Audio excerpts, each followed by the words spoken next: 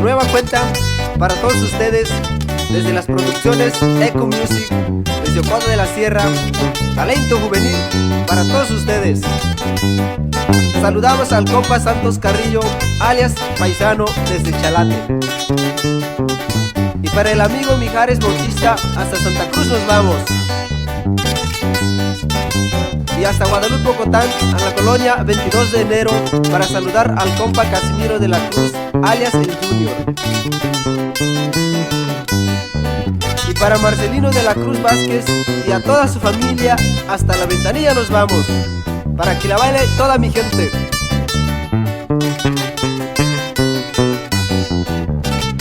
Y para el carnal Eduardo de la Cruz y a toda su familia, hasta Cofradía de Pericos. Y de ahí hasta Pueblo Nuevo del Nayar, saludando para toda la familia Caloca, en especial a Matugua y su hija Zailú la Loquilla. ¡Ánimo! Y hasta Carrizal de las Vigas, saludamos a Ambrosio López y a Elvia Yadiret Carrillo, hasta Pueblo Nuevo del Nayar. Y el saludo para el amigo Agüe López y alias El Rojo. Y para Nurcame y su hijo Hueleme y su esposa Delia hasta Marrayapa, y al equipo Nuarihuame, pura familia González. Y los saludos especiales para todos mis primos de Marrayapa, para Juan, Nicasio y Francisco.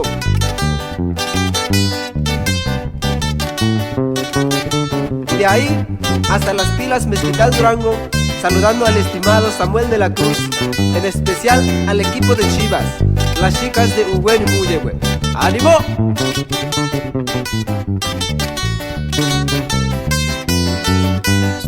Y nos regresamos hasta Vallecitos, saludando a la familia Chino, en especial al caballo recostado de parte de su hijo Eduardo Chino.